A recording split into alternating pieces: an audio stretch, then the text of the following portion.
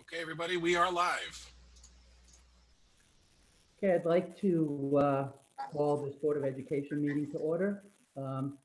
Tonight, the Board of Ed is really going to hold a public forum.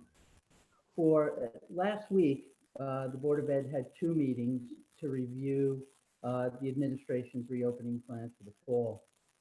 Both of those meetings were really dedicated to the board really asking questions. The board had a lot of questions. The board also asked questions really that were to some extent submitted by email from some of the parents, in addition to questions that they had on their own. We found that, there's still a lot of questions out there, so that we thought that it would be really a good thing to have a public forum this evening, really dedicated first and foremost for the administration to answer some of the frequently asked questions that maybe people still don't have answers to. And then secondly, to really have an open line in terms of the public, parents, staff, really submitting questions during the meeting that we can field and ask during and answer during the meeting. We have key administrators here present at the meeting who are ready to answer questions. Dan, maybe you can just review how the public can actually submit their questions during the meeting. I know there are some emails that went out, but it would probably be good for Dan to refresh it. Sure. So for everybody who's watching this meeting on our district YouTube live channel, if you open up the stream and if you look under comments, I put a link to the Google form right in the comments. It says submit your questions here. If you click on the link, you'll be brought to a form with a few things you have to fill out, and you can put in your question. We are able to see all submitted questions in real time. So as they're submitted, we will be able to see them and answer them. Great. So the way this meeting is going to be run is the first part of the meeting, the key administrators will actually answer some of the frequently asked questions that we've been receiving over the last several days. And the second part of the meeting, we will address those questions that are coming in during the course of the meeting. Between the last meeting on Thursday and today, you'll also see that the building administrators, the principals, have started their building-specific communication plans. And you'll notice that each of the principals have sent out a communication and will continue to communicate on the building-specific plans over the next couple of weeks. So if all of the answers aren't all the questions aren't answered tonight, I'm sure in the next couple of weeks, as we get into the building specific plans and the communication plans that are being executed by each principal, I'm sure more of those questions will be answered as well. So Bill, maybe I'll hand it to you to tackle the first part of the meeting tonight. Sure. Thank you, Tony. Can you all hear me? Okay, great. So yes, we're prepared to handle today's meeting very much almost in three parts, and one part's done. And that is for the last couple weeks, but especially since last Tuesday, we've been receiving hundreds upon hundreds of emails from families. And as an administrative team, leadership team, as we call ourselves, we embrace and endorse all of those questions. Typically in Weston, we have a 24-hour response rule. We've not met that because with the great volume of questions, in addition to us having to figure out and design how we'll open, we had to make a choice. So I had said to the leadership team, let us group the questions, get them into themes, and then tonight's a way we begin to play back those answers to questions thematically. There's quite a significant document we've posted that relates to district-wide questions put into themes. It does not have school level. And the reason for that is in the last 36 hours, every single family member in the district has received detailed updates from the principals. Some of them include videos, but they all for sure include written information. The source for a lot of the information were the questions the principals have been reading and their assistant principals and their team has been reading since last Tuesday. So instead of going one by one, the principals, while they've also been doing that in some cases, they said for our whole school, here are answers to your questions in terms of the design of how we will reopen. Similarly, at the district-wide level, that's what we did today in the document that's posted as a link on the FAQ page. And we will keep adding to that document. We'll keep adding to the FAQ page. So part one of this meeting was finding in a written way to respond to all of these great questions we're getting. And we anticipate we will keep getting questions as we roll into the fall. Because as I have to keep repeating, none of us have ever done this before. As veteran as this group of leaders are, as veteran as many of you are as parents and all the rest, none of us have been in this situation before. And so we have to keep being open and honest in answering the questions, and we will keep doing that, sometimes thematically, sometimes one by one. But please be patient with us for the need to go in group answers, thematic answers to these questions in most cases, because that's the only way we can balance answering the questions and getting school ready for the students and staff. Second part of the process is what Tony has explained here. Each of the lead administrators here are going to feature 2 or 3 questions that in their realm, their area, their school, they've picked up the most and also think is most important for you as parents and family members and students who may be listening to understand. We're going to start at the district-wide level because we are a system of schools. While each school varies, a lot of what we've planned here links together because we are a system of schools. So Ken Craw is going to start out speaking to aspects of the hybrid early dismissal approach, which is our reopening approach. He'll also then talk about voluntary distance learning. And he'll talk about a few other district-wide pieces. I'm then going to ask Dan DeVito, who's our Director of Digital Learning and Technology, to fill out some district-wide technology issues that have come up in the questions. And then final district-wide piece for now would be Tracy Edwards, our Director of PPS, speaking to some of the PPS special ed questions.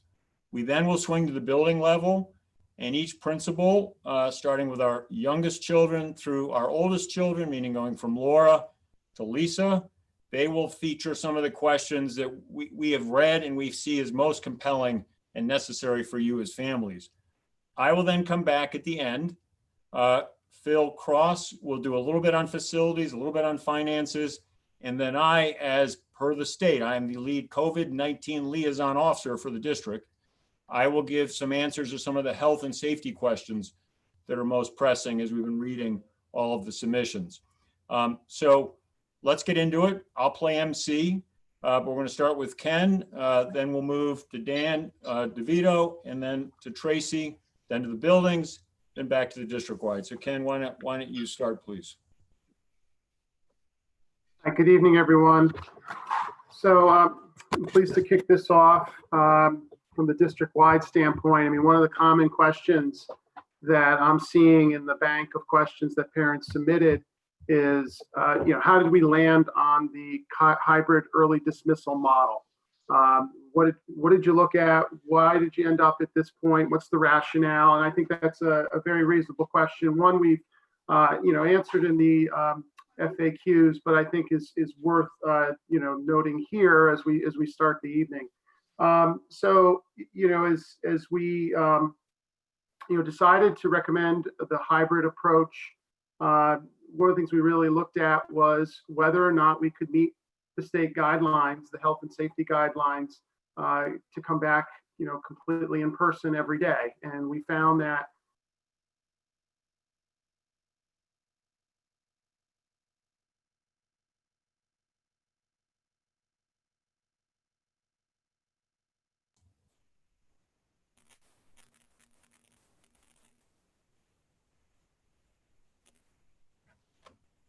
I think we lost him. Hold on a second. Yeah, did we lose Ken? Okay, I can fill where he was going, and then when he comes back, he'll pick up. The hybrid early dismissal is really based on 2 major factors. One is we have to make sure we're returning students and staff to the buildings in a safe and healthy way. As the entire community knows, there are a set of mitigating strategies that are critical to preventing the spread of COVID-19. One is social distancing, and per our medical advisors, health advisors, judgment shared across the state, 6 feet, 6 feet minimum is a critical metric. Also with that is mask wearing all the time. We, at a hybrid, with half of our students in the building, we can achieve, Ken, you can pick back up when you're ready. Yep. We can achieve that critical social distancing metric of 6 feet. All back in at this point, and the principals have walked the building, they've walked with our facility people, we have tested this and tested this. You get at most 2 feet, maybe 3 feet between and among students, which is just not satisfactory at this point. So we want to be very cautious in how we bring people back in, phase it, understand what's happening, because sadly, as you look across this country and you look at a lot of schools that have been reopening elsewhere in the country, when they don't social distance and don't wear masks, the schools are shutting back down fast. We all have to do is look to the South, look at colleges and universities, look what UNC just had to do, look what schools in Georgia have had to do. So there are 2 reasons, then I'll hand it back to you, Ken. There are 2 reasons for this hybrid early dismissal. Meet the social distancing and the mask wearing, get us all used to this new environment in smaller groups, smaller numbers. And then by October, see where we are. See if we can go to a full hybrid. But getting to that full reopening, unless we're comfortable with social distancing of a very narrow margin, that'll be difficult to achieve. But those are the 2 big reasons on that hybrid piece. Ken, can you pick it back up?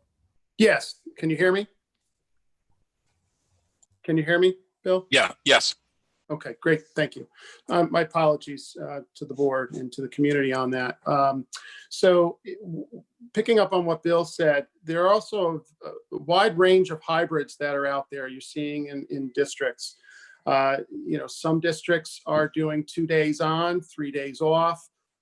We're doing an every other day hybrid. You have another district doing a half day at the elementary level, morning and afternoon for the different cohorts.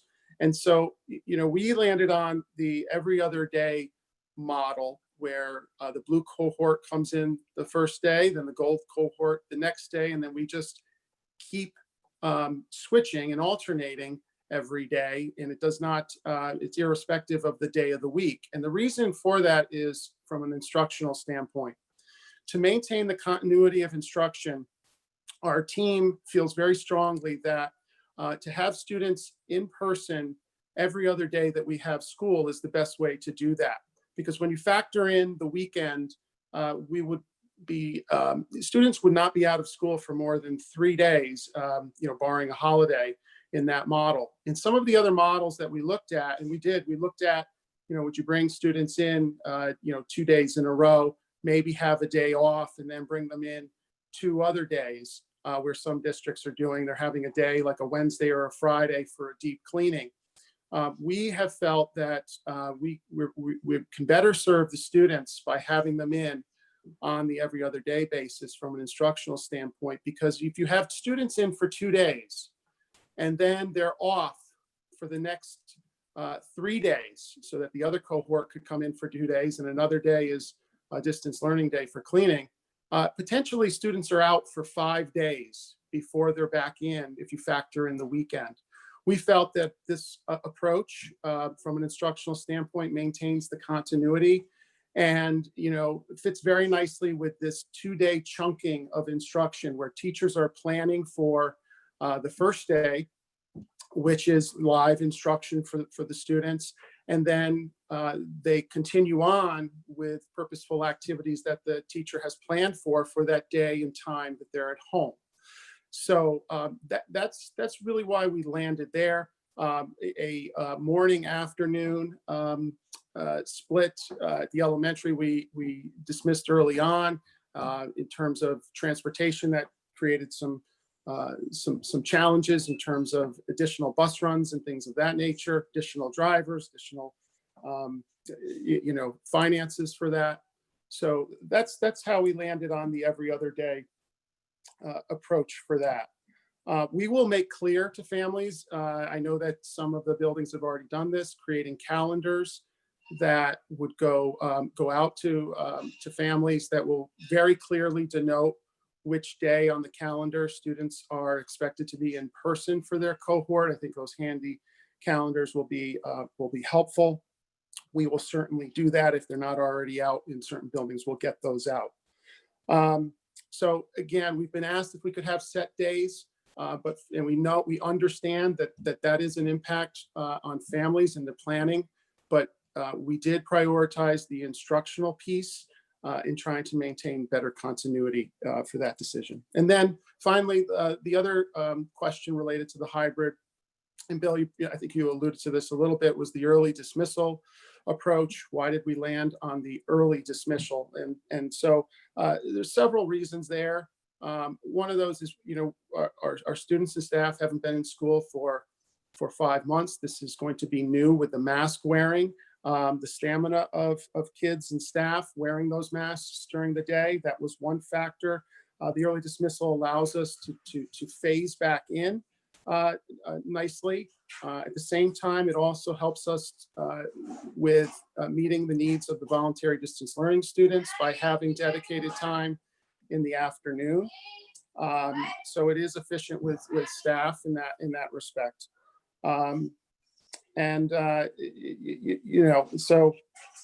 So I think those were three main questions in terms of the hybrid that were coming up, in that, we tried to elaborate on the FAQs, but I think here was important to just sort of highlight at the beginning. So should I continue on, Bill, to the voluntary distance learning? Do you want to add to that? Yeah, no, I would, Ken, just go there. There has been some questions the last day or two about the Wednesday deadline. Let me address that, and then you can come back in on some of the content issues. The setting of that deadline, the PTO leaders, and you should thank your PTO leaders, they came to me last week and said, can you move that deadline off Friday, please? Excuse me, Monday. Move it a couple days, because families need more time to get the kinds of information that now has flowed to give more clarity. We did set it for Wednesday, tomorrow, the end of the day. I do need to have us hold to that, because we want to plan the best voluntary distance learning program we can. As has been explained, we'll explain in more detail. That's blended in our district with the hybrid early dismissal or the hybrid full in. We need to have a good understanding of how many families are opting in. We have a good number now. We know that we're about 9%. 9% of the students at this point have told us they'll opt in. That tracks with area districts. I share that just for perspective.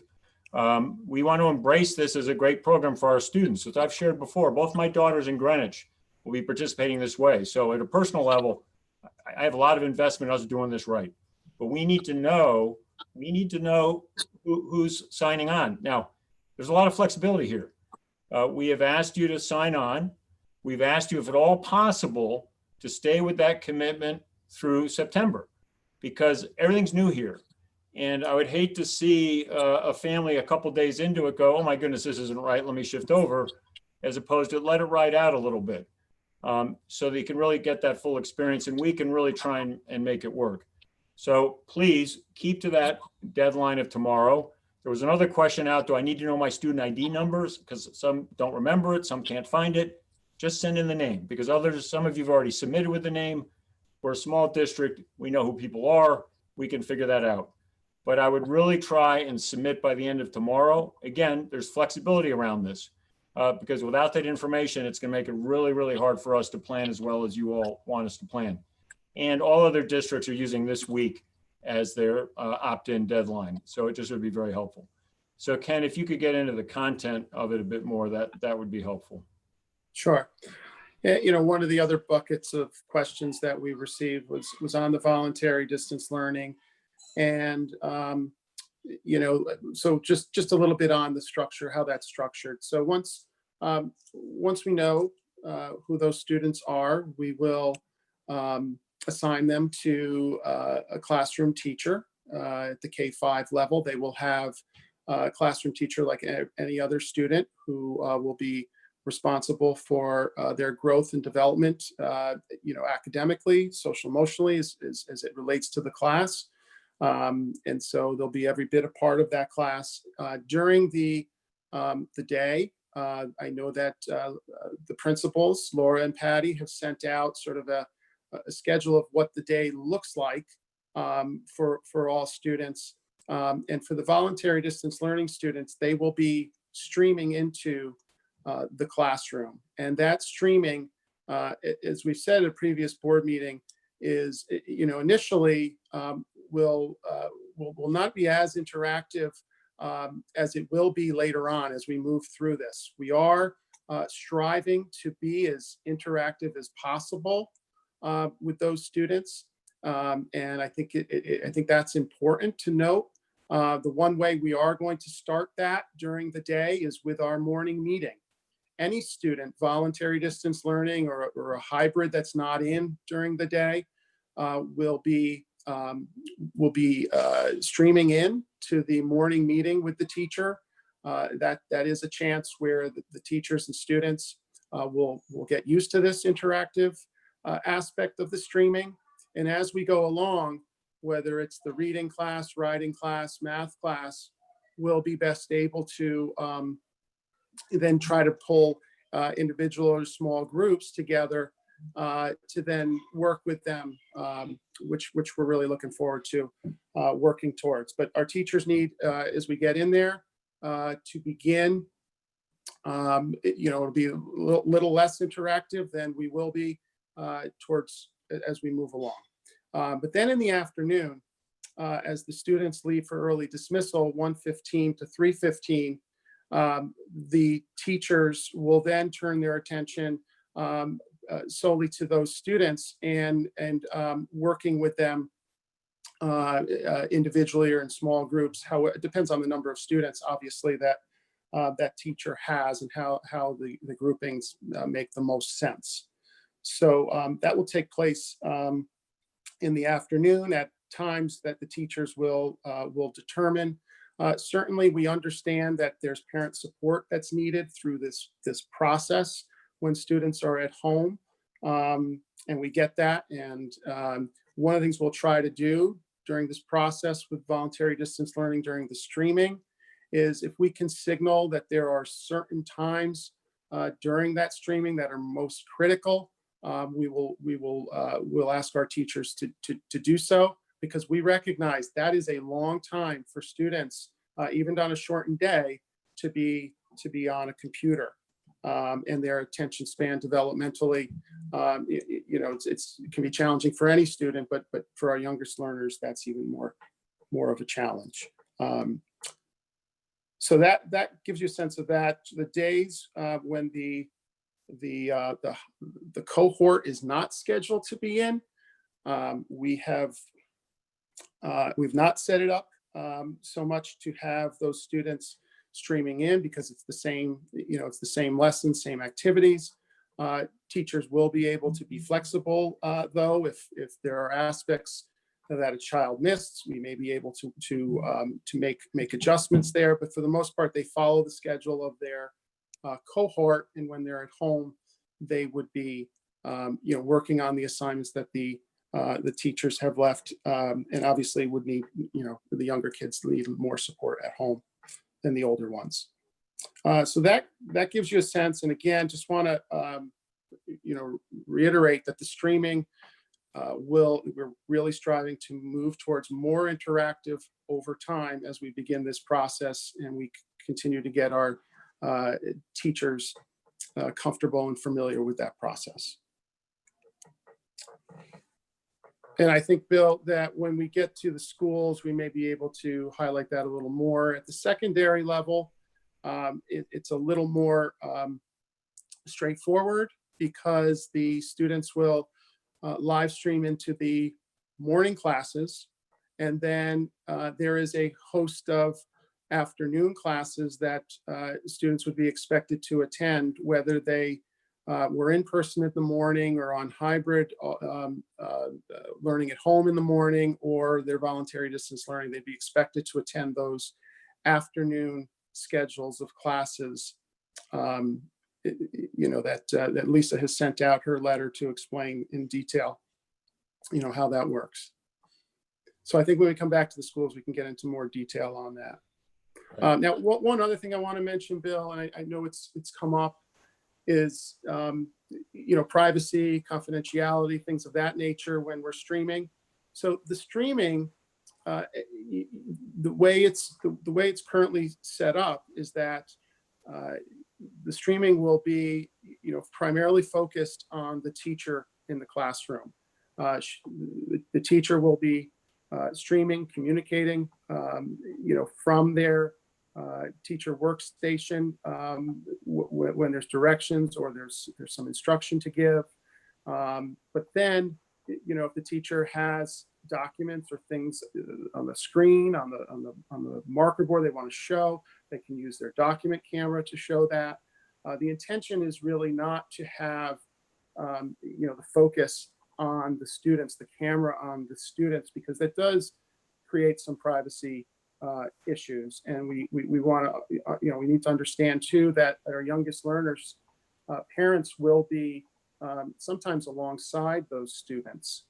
And so that's one of the things we're really looking at. And, because we've always been very conscious of that as a district.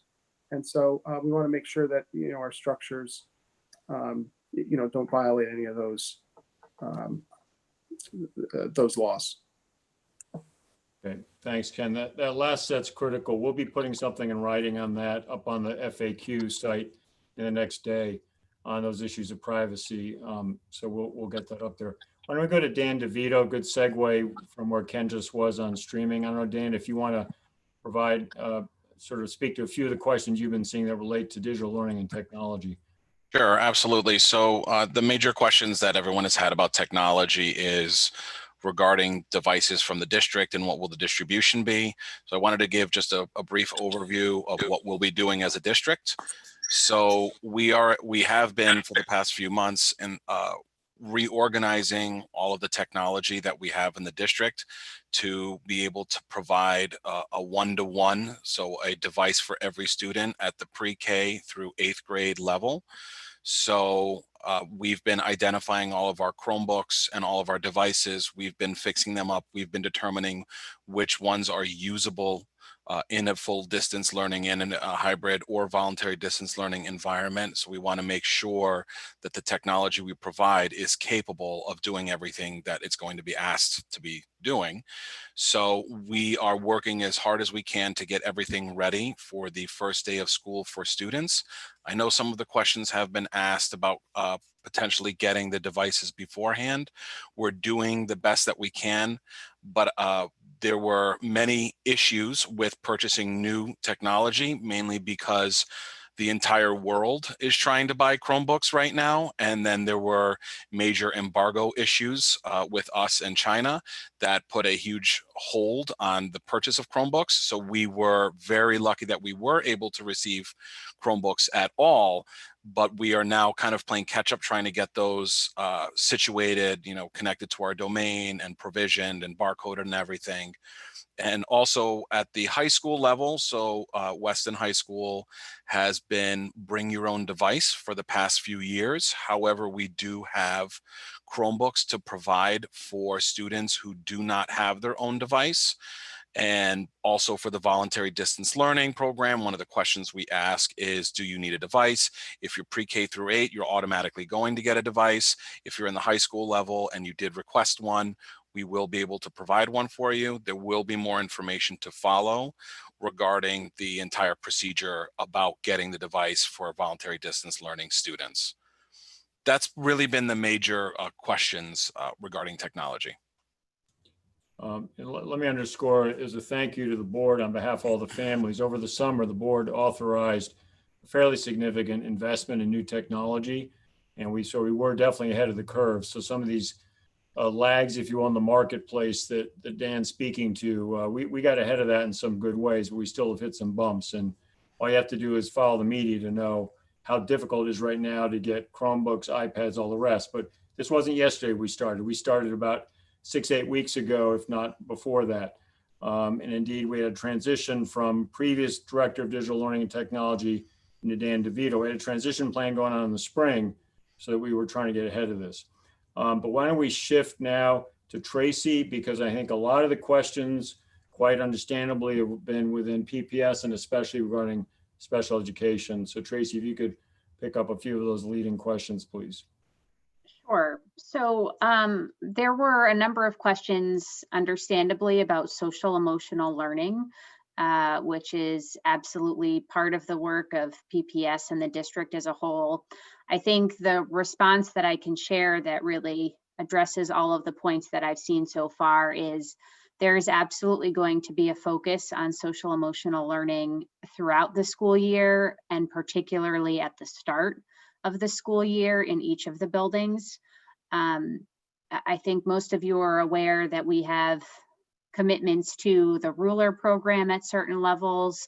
DBT is also being used at various levels. That work will continue. And as is the case in a normal school year, if we are observing that social emotional concerns are impacting a student's functioning at school, we're going to plan around that. That might be one-on-one support, that might be small group support, but we'll continue to be responsive to those needs. So that's a focus that will continue to be a focus, especially given, the unique circumstances of this school year.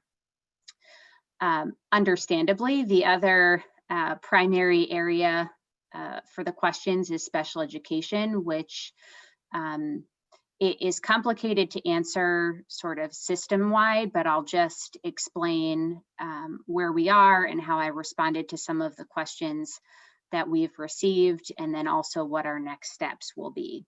And some of this will be repeat information, but last spring, all of the districts in Connecticut were operating under the idea that we implement the IEP to the greatest extent possible. Last Wednesday, the state announced that that language is not appropriate at this point. We're not using continued education opportunity plans. And now we're being asked to make sure that we can deliver the services that are outlined in the IEP, whether we're in a hybrid model or whether a family elects to have voluntary distance learning. What's different is that we are being provided with flexibility about how those services are implemented. So as an example, if a child has 30 minutes of speech and language in the IEP, typically those 30 minutes are done in person during a regular school day. We're now being given the flexibility to say, well, actually, maybe we won't be doing that speech and language session during the school day when the child is physically in school. Maybe that will be a remote session for that student. Or maybe that student is participating in voluntary distance learning, and so all of the services need to happen on a remote basis. And so we now have a new template that we're using that we also received last Wednesday called the Learning Model IEP Implementation Plan. And that has to be developed for each individual student in the district who has an IEP. And the purpose of that document is, again, to outline not a difference in service time, but how that service might be implemented differently within our different modes of instruction, be it full distance learning, voluntary distance learning, or hybrid. I said last week, and I still think it's important to underscore, there are logistical challenges when we're talking about implementing all of the IEP services for a particular child when we have a majority of our special education students attending school every other day on a half-day model. We are going to do our best to schedule all of those services.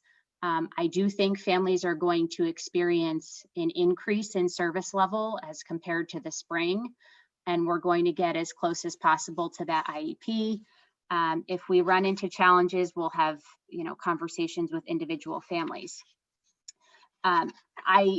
I totally understand families' specific questions about, well, when is my child going to have OT? When is my child going to have PT? What I can tell you is that we are starting the process of working through that literally student by student. It's not like any other plan that we're doing where we can simultaneously plan for 50 or 100 students at a time. I had an opportunity to meet with our team leaders at each of the buildings. That was yesterday to talk through some of this. I've shared the guidance with our entire department. We are starting to work on model templates for certain students that can serve as a model for all of the case managers as we begin to roll this out. But I just want to say realistically, we are going to be working on these plans, you know, the week before school starts during those PD days. We absolutely want to be in communication with families. We just don't have a ton of time to be managing all of these plans prior to the start of school. So families can expect individualized communication that will likely come from their case manager, their child's case manager, and it will be, you know, very close to the beginning of school or potentially in that first week or so. So that's where we are broadly from a special education standpoint. One other question that I'm hearing quite a bit is, well, how are you going to provide some of these services if we're expected to use social distancing and wear masks? We absolutely have different kind of safety considerations, I think, in PPS. One example being, you know, we have students who have hearing impairments who rely on the ability to watch the mouth of the person who's talking. One of the workarounds we have for that, and for other students who would just benefit from being able to see their provider's mouth, is they have masks that basically have a clear opening around the mouth only. It still covers the mouth completely. We've purchased those for teachers and service providers who will need that in order to support students. We have obviously some specific precautions because we have students who, for a variety of reasons, need support with activities of daily living. And so we're helping with things like toileting. And so there are additional precautions that need to happen there. There are services that require us to be closer than 6 feet. OT and PT probably being two of the best examples. They will be required, of course, to be wearing masks at those times. Staff members also have access to face shields if that's something that, you know, will be helpful. So there are absolutely times where that's going to need to be handled a little bit differently and on a case-by-case basis. Remembering, of course, that that's happening in a much more controlled environment. You're not doing a hands-on kind of PT session with 10 students in the room. You're probably working one-on-one with a student and cleaning before and after.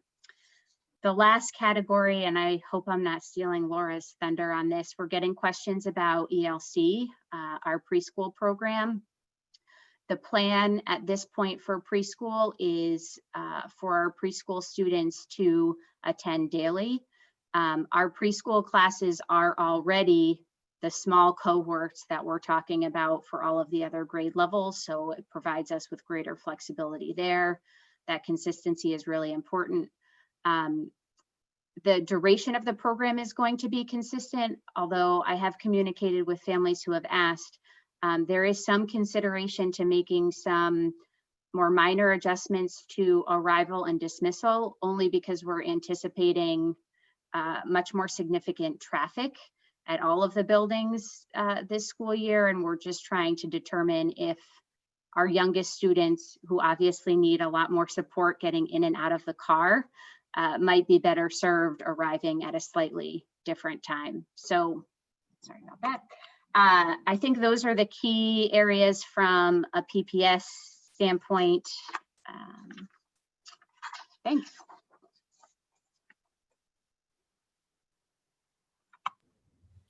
Okay, all set, Tracy? Okay, why don't we swing to the school level? So we'll start with Laura, then move all the way up School Road to Lisa. And then Phil and I will come back before we then dig into the questions that are coming in during this meeting. So Laura, please. Great, thank you. And I think that was a perfect follow-up to Tracy talking about the ELC. We know at Hurlbert that we are bringing in our youngest learners in the district. I have heard from many families who are nervous about it. It's their first time in the school system for our entire kindergarten class, sometimes first school experience for their child. And I know there's a lot of nerves around that. And I just wanted to reassure everybody that we are committed to providing a very caring and nurturing environment at Hurlbert. We have an amazing staff. Our teachers and our support staff love our students. They love what they do, and they will work tirelessly to make sure that this is a positive school year for everybody, whether they're in voluntary distance learning or joining us in person at the school building. I feel strongly about that. We have a very strong, positive environment at Hurlbert. We have a very strong community feel, and we know that each child is unique. I've been talking to families every day. I know there's a lot of information that's gone out. There are a lot of documents to read. And I also know that it's really helpful to a family when they can just talk it through with me. And I can bring that paper to life. So we know all of the children are unique. We know each one of them is special, and it's our job to help the children feel special when they're at school and to help them grow and develop socially, emotionally, and academically under our guidance. And we are working so hard on that. The preschool and the kindergarten as the youngest learners, and many of them new to the school building and to the district for the first time. That is at the top of our minds because we know they're not just returning to a familiar building. This is new to them. The video I sent out yesterday was the first step in helping our students at least understand this is where I'm going. And for the families, this is what the learning environment looks like. And we will continue to send out more opportunities for that. Patty Falbert, the intermediate school, and I have been working through some options for Meet the Teacher. We know that really is a highlight of the back to school experience. And we're working so hard to create, an opportunity for them to get to know their teacher prior to the first day of school. The challenge with that obviously is doing it safely. Traditionally we open up our classrooms and children come in with a parent, two parents, grandparents. It's really a wonderful community event. Today we have 416 Hurlbert students with one parent. Now we're talking 800 people, and that's not even including the staff. So we do need to be really creative this year, and we do have a couple of options in the works for enabling our children to meet their teacher in some capacity and in some format. So that will be coming out. Our goal is early next week to have that laid out for everybody, but it is an important a time for our young learners to meet their teacher. The other big question that we're getting at the K-5 level is about placement. Hurlbert and WIS spends a tremendous amount of time forming balanced classes that meet the needs of all of our learners. It is a process that actually begins in the spring with an entire team of professionals, teachers, special area teachers, our PPS staff, our administration. It's a very complex process. So we are getting quite a large number of emails at the K-5 level asking for special consideration for putting students together based on the pandemic pods that are forming within town or childcare. We work very hard to make sure that our students have somebody in the class that they're comfortable with. It isn't always their best friend, but somebody that they're moving up with from the prior year. It is even more complicated this year. We have students who are going to be on voluntary distance learning. We're trying to balance now the blue cohort with the gold cohort while still providing a balanced class that meets the needs of all of our students so that our teachers can do their job to the best of their ability. So while we always value parent input and we welcome it, we cannot guarantee that we can honor all of those requests. It is just too complex of a process, and it is further compounded by the fact that, rightly so, voluntary distance learning or in-person instruction is flexible. So families who may start the year in voluntary distance learning or in in-person instruction may shift to the other model, which then makes the classes even more fluid. It is a tremendous challenge, but we are working through that, and knowing how we're going to start the year, at least with voluntary distance learning by the end of tomorrow, which students those are, will help. But again, it is a very fluid it's going to be fluid throughout the year. So we are doing our best. We hear your concerns. We do want all of our children to feel comfortable in school, but we cannot guarantee that we can honor, a request to put children together. I also wanted to mention too, I know a lot of the questions I'm getting is just parents trying to understand the volume of information coming out. This is a unique school year, and there's a tremendous amount of information coming out to our families. And I think as they try to work through that, I do want you to reach out to me if you have questions, and I do appreciate your understanding that, as Bill said, usually we can get back to you, almost immediately, in the worst case scenario within 24 hours. The volume of communications right now that we're, proactively putting together, as well as responding to, in addition to the planning and preparing for the return of the teachers, is stretching our time very much. So, we are getting back to you as quickly as possible, but I know how important that personal touch is, and it's something we value very dearly at Hurlbert. The other area I wanted to just touch on is I've gotten some questions about children who may be a little nervous, certainly families as well, but my child's a little nervous if they're upset coming into school, or they need a little reassurance. Will you be able to provide that? Absolutely. We are committed to the safety and the social distancing, and we will meet your child's needs. If a child's upset, we will comfort them. If your child is concerned or is nervous, we will reassure them. We're taking precautions. We have masks on. At families I know who have had children come through Hurlbert, we are a very caring and nurturing learning environment. That will not change. We, of course, are going to be having to manage the safety needs, but we are committed to making sure our children are comfortable and that they find Hurlbert continues to be a joyful place where they want to learn and grow, where they will still be interacting with their friends. It will just look a little bit different this year. But we have, as I said, amazing teachers who are very creative, and we've already been working through a lot of possibilities as we prepare for the teachers to come back at the end of the month. Those were the main questions. Just a few logistical questions. I've gotten a few questions a day from parents about, will the blue gold days at Hurlbert look different than the blue gold days at WIS or the middle school? The blue gold cohorts are district wide. So if you have children in other schools, a blue day is a blue day. If you're in the blue cohort, regardless of the school or the level, those are the same days. I've gotten there's just a lot of confusion around that. If the days would be different based on the school, and they are not. Blue cohorts and gold cohorts are district wide. So I will pause there. I know I referred to some of my answers with a K-5, so Patty may want to add to some of that, or Bill, if there's any area in particular you wanted me to expand on. I think that's great now, Laura. So we'll swing to Patty, please. Great.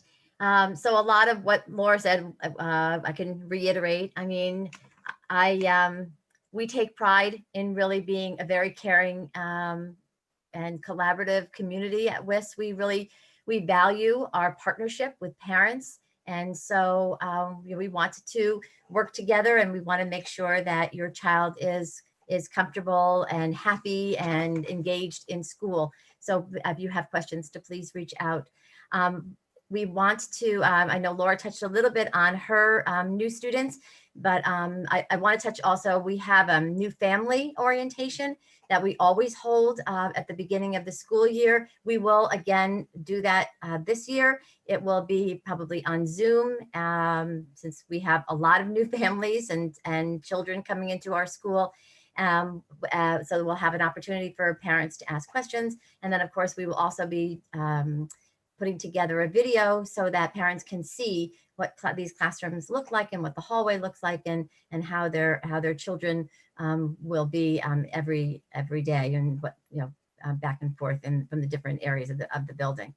Our third graders, we always traditionally do a meet and greet for them as well. And we will look a little bit different this year, but we're working closely with Laura so that we're not going to impact each other's time. So we make sure that we will have that, that our third graders will get to meet their teachers and or get to see their teachers at least without a mask on. And also we'll do a video for them as well. So because they won't be able to come into school ahead of time. We're also putting in some other protocols so that when students come to school and they, that our third graders have never been in our building, or they may have been in the cafeteria or the gym, but they've never really been in the classroom. So making sure that they get in the building without any problems of knowing who their teacher is and where they're going. So we will be sending all that out to you soon. And this year, we think it's also really important for the first time to have a meet the teacher for our fourth graders and our fifth graders. And those will of course be on Zoom, but we haven't really done that in the past, but we think it's important that we include that for our students as well. We did send out a calendar, and as Dr. McCursey said, and as Ken said, and Laura, we're running on a 6-day rotation, and you'll see that like all of our, at the elementary school, every classroom schedule is unique. So we have a day 1, blue day 1, gold day 1, blue day 2, gold day 2, and we will get those schedules out when you find out your teacher's classroom. And that will be important because it might be PE that day, or it could be library that day. So it would be important to highlight that when you get your schedules. I'm trying to think if there's, as Ken said, we really are hoping that as our teachers become more and more comfortable and skilled with the technology, that the hybrid days will look very similar as they do normal school days. So our virtual distance learning students will really become just really part of the cohort, whether they're on a camera or whether they're in the classroom. And that's what we will be working towards. They will be in every day. All students will be in every day morning meeting. All students will be in every day with read aloud. And then as frequently as we possibly can, help them be just a participatory part of the class, and being mindful though also of screen time. We don't want our students on the screens all day long. And as if parents have questions, please always reach out. We do our best to get back to you within 24 hours. If not, we'll do our best in 48 hours. But yeah, we really do want to answer your questions and be there for you. All right. Anything I missed, Bill? Or No, you covered it. To practice for this, I did my usual school road walk at about 4:30. So I walked from almost Hurlbert all the way to Dan's fine school. That's your setup, Dan Doak. But let me just stress one thing besides talking about my walking is we are really serious about getting back to families. And most families have been with us for a while know that we get back fast, be it by phone or by email. This environment right now is just really, really difficult. So we are slower than usual. But even without the individual response, I'm repeating something from earlier because it's critical. Every principal with their assistant principals and their team, Mark Berkowitz is here for athletics, et cetera. Those questions have influenced what you've been getting a lot of the last day or two. So each principal has sent you materials, sent you videos, is setting up forums, formats through Zoom, such as this, webinars for the next several days. Both the middle school and high school have announced those. You'll get similar things coming soon from Laura and Patty, because we're serious about this time we have answering as many of the questions as we can. So Dan, do you want to pick it up for the middle school, Sure. please? And so I could just echo so much of what Laura and Patty have already said. They took the words literally right off my page. It is truly a joy to lead the middle school faculty and staff, where all summer long and even last spring, I have had faculty and staff members just step up and say, lean on us, what can we do to help? This faculty wants to ensure that all of our students, whether they are attending the hybrid model or they're going to be on the voluntary distance learning, they want to make sure that that program is rigorous, that it's challenging, that it's supportive, and that it's high quality, and that it meets the academic, social, emotional, and health and safety needs of our students. There are some things that Patty and Laura already mentioned. It's very clear we have been working cohesively as an administrative team with our assistants and staff members to prepare. We are doing things differently, obviously. In a normal year, we would have had a 6th grade orientation in the spring. We are working to hold that in conjunction with collaborating with Patty, Laura, and Lisa, so that these transition year students can have an appropriate meet and greet and be welcomed into their new building. Likewise, we are also working to develop the plans for our new families to Weston. As Bill and has been mentioned already, I think we've already announced a Meet the Admins forum for parents for August 25th from 10 to 11. We'll be doing a similar one for our staff, faculty and staff on the 26th. Those invitations have gone out already. And we are also planning one that's going to be specific just for our new families. I have to say, it's been a pleasure to work with our PTO president, Sharon Murphy. She's been in close contact with me as well, working really as a partner as we deal with some of these unprecedented challenges. So as I look at most of the questions and concerns that have come from parents over the last several days, I really do think most of it was a desire or yearning for more information. And specifically, what does this hybrid schedule look like for my child? How can I know more about it? So I hope that informational packet that I sent out, which was very closely coordinated with what Lisa and her team at the high school put together, I hope that has answered several questions. We did get more questions even when that went out.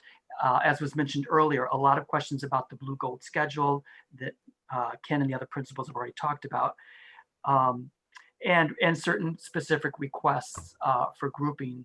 And as Laura said so eloquently, you know, we do our best to balance these classes. I mentioned in an earlier meeting, our guidance counselors, our school counselors have been working so hard. This is something they've never done before in terms of literally hand scheduling groups so that they can stay together as much as possible with the 12 or 13 students in that homeroom academic class. We do know at the middle school that we will have to obviously break that 12 to 13 member cohort for our world language classes and our PFAs, and that students may have to leave their home-based room for some of the classes. But by and large, we are taking precautions for health and safety, for distancing, avoiding congregating. So we are not doing lockers, as I said, we are not doing passing periods, and our academic teachers are rotating into the classrooms for the students' lessons. I think one of the biggest questions that I had that maybe hasn't been talked about yet this evening is, what is my child doing on the days when his or her cohort is not live in the morning? And I guess that could be for either the hybrid students or those on distance learning, because each student is assigned to a cohort that has live mornings in the live morning classes at the middle school and high school. That's the 3 hours from 7:45 to about 10:45. And as Ken mentioned, those teachers have been working with their CILs, their curriculum instructional leaders, to think about designing units of instruction in such a way that students will have work to do. But it's also important to underscore, and I know, as Laura said, there's been so much information, it's hard to keep it all straight. Every student at the secondary level, whether they're hybrid or whether they're voluntary distance learning, participates in synchronous virtual lessons every afternoon. So that's from 11:55 until 2:30. So every day there is instruction for all students, and every other day there's the opportunity for live instruction, either in person or with students when it's their cohort streaming into the class. I think really, you know, the concerns again, and even today still a lot of parents are just struggling with the decision of should they choose the hybrid model or the voluntary distance learning. Can we give them more information? I think as Tracy said, some of that information is so specific to special needs students that, we can talk about generalities, but they really are waiting to hear. I understand the parents are really waiting to hear, how much time will my student be with peers? How much of it will be pulled out for direct instruction? That's playing into the decisions. That's weighing into the decisions, and those are conversations that will need to happen between the families and their case managers as they develop those learning models. But I tell you, it's been challenging. But it's been energizing at the same time to work in such a collaborative way, even though we're not necessarily seeing each other as administrators or school teams face to face. There is a ton of collaboration that's going on, and I feel like we're in a very good spot to meet the needs as I outlined, the academic needs, the social emotional needs, and most importantly, the health and safety needs of our students and our staff. Bill, I think that's what I had planned. I don't know if there's anything else you wanted me to talk about. No, that's good. I mean, as we get into questions that are coming in now, because we're seeing the questions, we're beginning to work on those for the next part of this meeting. But Lisa, why don't you go ahead from the high school, please?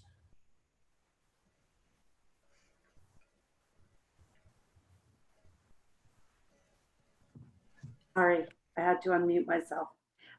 Good evening, everyone. I'm going to talk very specifically about questions that I have received, and I'm going to give answers to questions that I've been asked that I'm sure other people share. One thing that I want you to understand is no one has been working in a vacuum and trying to prepare the best program that we can for our students. By that, I mean that we've been working together within the district and as well as out of the district. Every week I met with the Durgay principals. I am very aware what the other schedules look like. I am also very aware of why and can explain we chose our program perhaps instead of a Staples or a Wilton or a Barlow. We also work with SWCs closely in sports, closely in their schedules. And there are a few things that we need to remember. First of all, we're a small high school. So we have a certain number of students. Every facility is different. What is the very best program that we can prepare for our students that take into consideration their safety, their accountability, keeping them engaged on a daily basis, making sure that they have rigorous instruction, and making sure that they have a connection, not only with their peers, but with their teachers. The number one thing that students will say in feedback from surveys is the connection that they have with the amazing staff at Weston High School. So based on that, we chose this hybrid program of 4 classes in the morning, 4 in the afternoon. They are 40-minute classes. Over the span of the 8 classes, we have a certain amount of minutes, yes, 320 minutes every day of instruction. We have the morning connection every other day, specifically so those students can connect with the teacher in the classroom. We welcome the virtual learners to have a window into the teacher to follow along, but it becomes frankly a logistical nightmare to be able to coordinate both technological operations and management alongside of in-person instruction. We don't want to cut anybody out of an opportunity to reach out to their teachers. That's why we took their feedback this spring. There will be clear teacher office hours when students that are in the virtual learning cohort or virtual learning voluntary program can reach out to their teachers. But that was done very specifically. We also have them in the afternoons going home where all the students will be working in a virtual environment. Every student, whether you're voluntary, whether you're in the gold cohort and it's a blue day, everyone is together with the teacher and can access the learning. Sometimes people raise issues like, well, why aren't we going in, 2 days, Monday, Tuesday, and then the other cohort on Thursday, Friday, and deep clean on Wednesday. We wanted a more consistent experience, quite frankly, for our students on a daily basis and to hold them accountable. Some have said, well, what are they supposed to do on the day that they're not doing anything? Trust me, There are rigorous instructional tasks that are planned as homework. We took feedback from the focus groups of students this past spring. We turned on a dime actually midpoint during our spring implementation of distance learning to make it more challenging and not busy work, and we will continue to do so. But there's a reality here. All of this is very stressful for students and for staff. Having those 4 hours on the off morning to access teacher office hours, to go to the writing center virtually, to contact a counselor, to participate in a virtual college visit, and yes, to do all of that work that from the standard level all the ways up to AP that is required to do well is all possible. And we rely on students, especially our juniors and seniors, to be able to manage that time. They are invested in their program, they are invested in their transcript, they are invested in their preferred future, and it's time to step up. We have individual responsibilities and collective responsibilities that we need to provide. So we're very confident that our schedule is good. We purposefully did not say we're going to run 80-minute classes, 4 of them over the course of a day, like some of the area high schools are doing. That's their choice.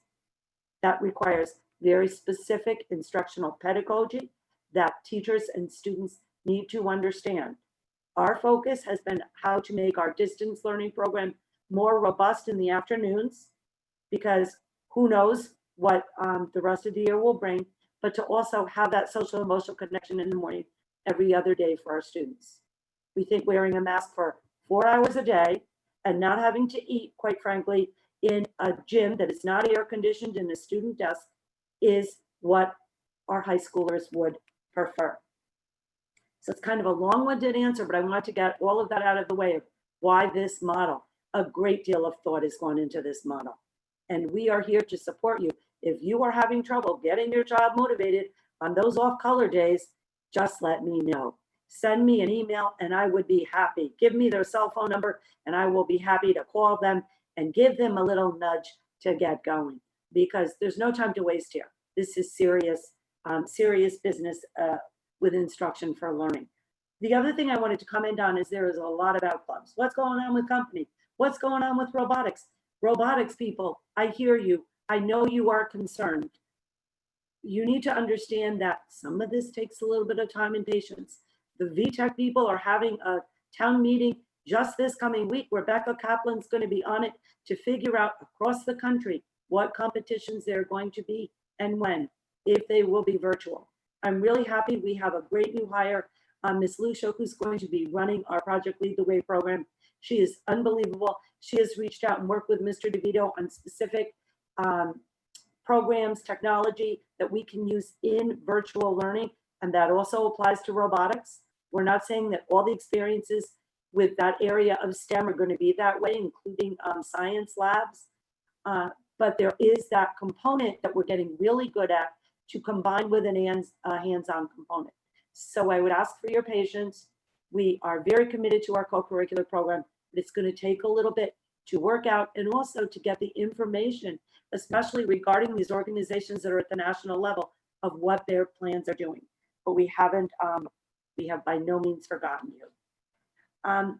We also have sent out emails. I'm not going to go over the times and the dates, but we have a time where we have encouraged families to reach out, parents specifically in a Zoom meeting, students in a Zoom meeting, and staff also in a Zoom meeting. I've also indicated, send me an email if you have other concerns and you can't make the time. I know I joined my colleagues in this. It's not a problem. If we can't answer, we will direct it to someone on our team that can. And if our answers are a little bit short and quick, it's because, we are laser-like focused on getting this program up and ready. We're going to do this. We're going to do it well. I have every confidence, and we will be relentless in our expectations that our students rise to the occasion and make the most of every minute. Now I'll be quiet. Lisa, did you tell them you run the top ranked high school in at least a tri-state area? Did you happen to tuck that in there? No, but I will say one thing. When people make comments like, oh, they won't get through the curriculum, or they won't do this, or they won't do that, with all due respect, our staff has master's degrees, doctorate degrees in educational leadership, curriculum, instruction. We've got the very best. We've got it, community. We've got it. Don't worry. Okay, well, nobody wants to follow Lisa Wolak, but Phil Cross, I think if you could sort of touch on a few items, and then I'll close off this part on health and safety. Then we'll get into the questions that have been coming in. Ken, Dan DeVito, and I have been looking at those. Mark Berkowitz is here. I think we can get in the next phase. Mark can speak to athletics questions as they come up. But Phil, why don't you go ahead, please? You get the challenge of following Lisa.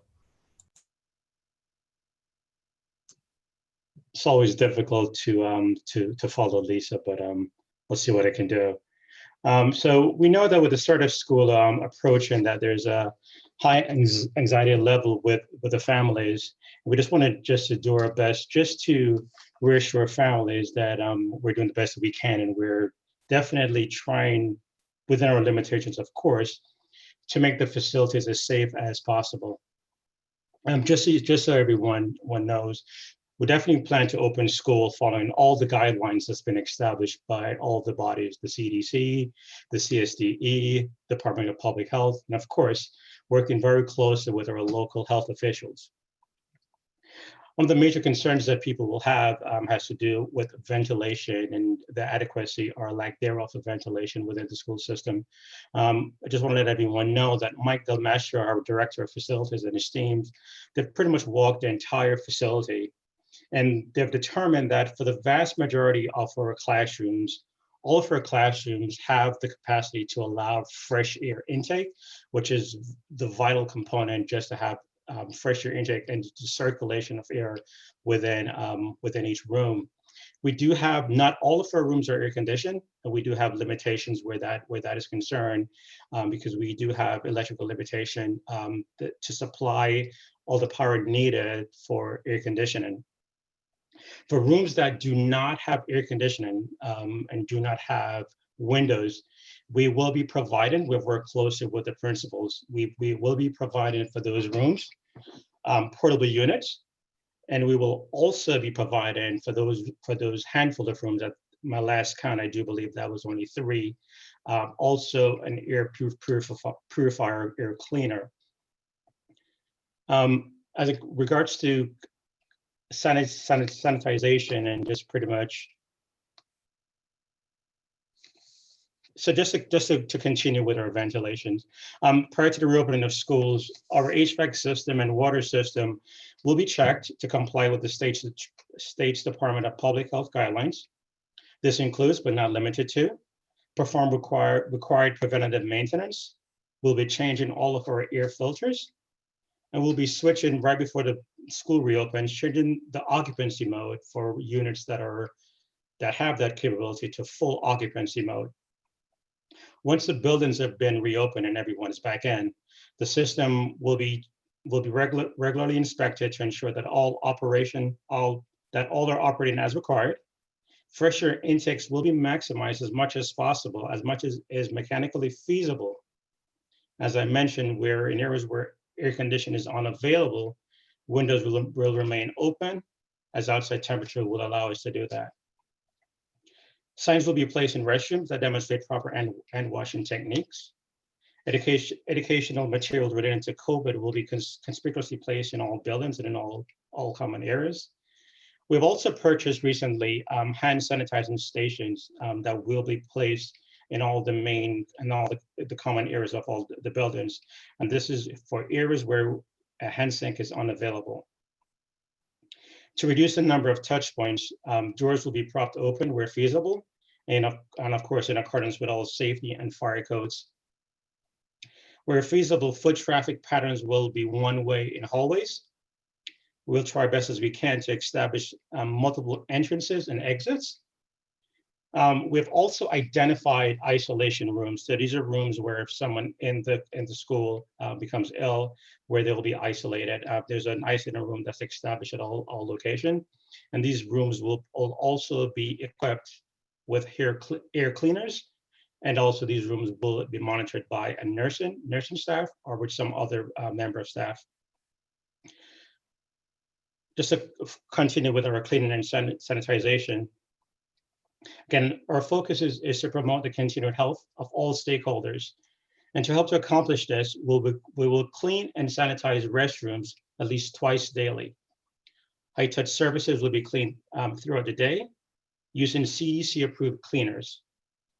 Just to give an example as to what is considered to be a high-touch surface, these are normally door handles, handrails, restroom surfaces, and light switches. In addition to our fitness equipment will be cleaned frequently. We have the cleaners to do that. Each classroom will be provided hand sanitizers and disinfectant wipes. In the event of a confirmed case, we will do our very best. We'll consider what to be a deep clean in which that area will be cleaned a little bit more. Just to touch a little bit on transportation. For the start of the school year, we will be in a low status as defined in Adapt, Advance, and Achieve. A low status means that bus transportation can operate up to full capacity with mask requirements and loading and unloading restrictions. To alleviate social distancing pressures on buses, the district will strongly encourage parents or guardians to transport their child to school. Students, drivers, and where provided bus monitors will be required to wear face coverings at all times during bus transit. Backup masks will be provided for all students. Backup masks will be provided as needed. And to minimize the spread, students will not be allowed to change seats during transit. To maintain bus cohorts, students will be required to ride with the same cohort in the morning and in the afternoons, which will have some implications for families in terms of after-school activities. We will be cleaning and sanitizing our buses frequently. The plan right now is to clean them between each run as time will permit. As you guys will know that the time between each year is extremely tight.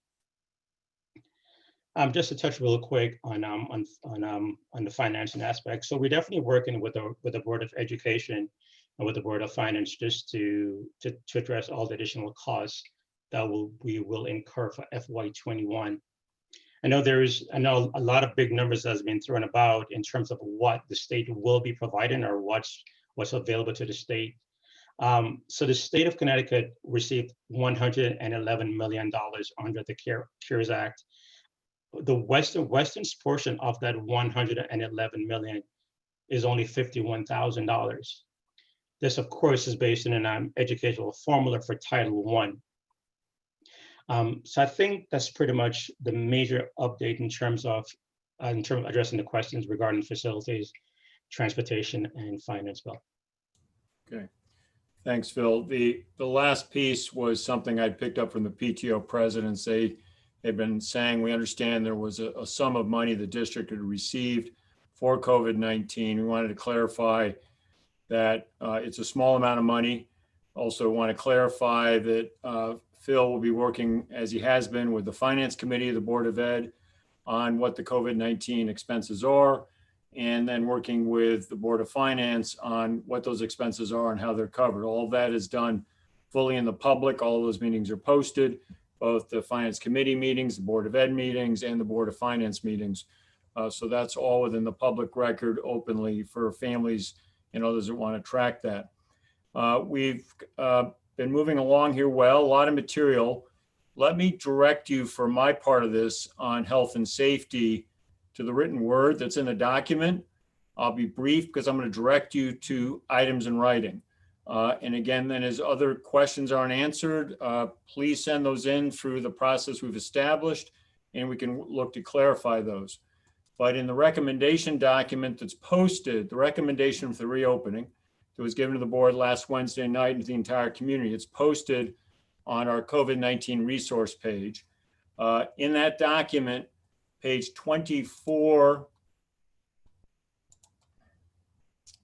to 26, going on to 27, lists something that went to all of you as families, and that's something titled Weston's Shared Commitment to Health and Wellbeing.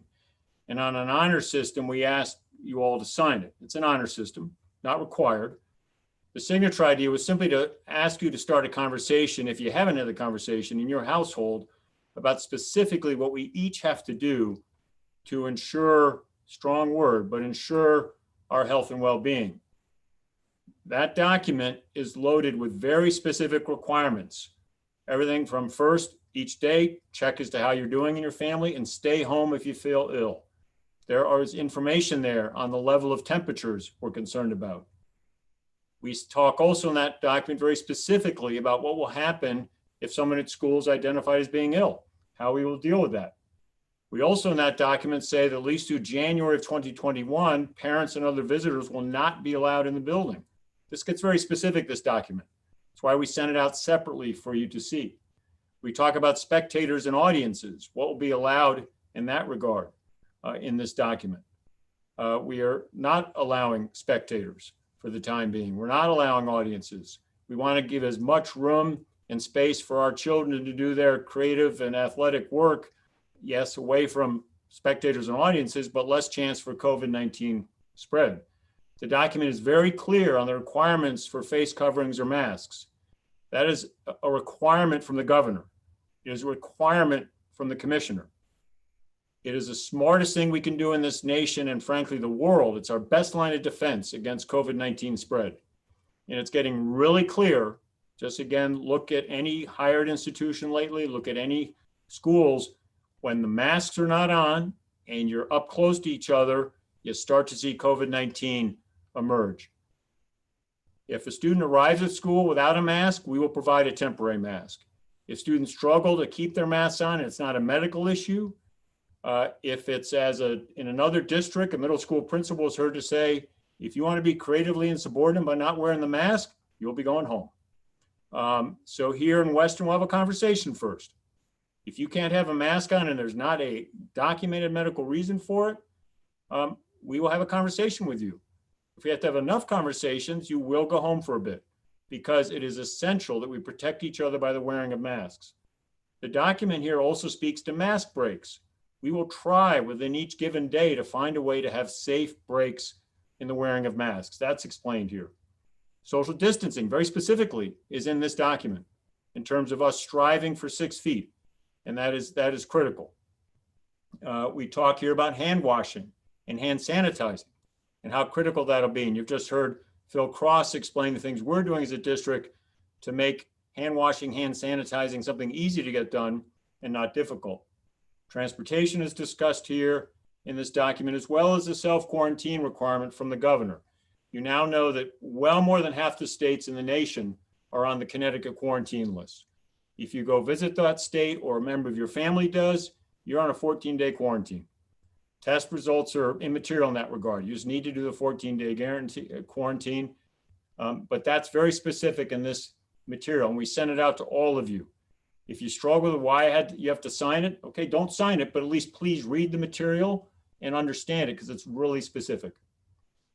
Also in the recommendations document on pages 27 to 28, again, page 27, 28 is a very lean summary of all the things that Phil Cross just told you about our facility preparations. There's 16 items listed there, very clear as to what he just laid out for you at length. Then lastly in this document, pages 28 to the end, are things related to what we call procedures for COVID-19 exposure interventions. That's language right from the state, the guidance we're getting from the Department of Public Health as to what we do if we have any COVID-19 exposures within the district. Either we discover in the district or in the home it's happened. The 3 scenarios are laid out there. We chose to share this draft document, a document that when in practice will be confidential. So all families and all staff see how we're working to be very detailed in addressing any COVID-19 exposure that occurs. This actual document will be revised to make it very usable by staff, but let me stress, it'll be a confidential document. It's not one that you all will see once it's filled out because it has private information on it.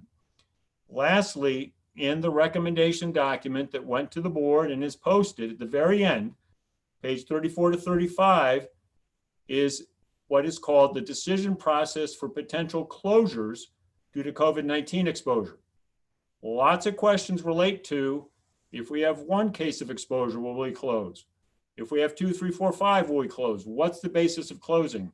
It's laid out right here very clearly.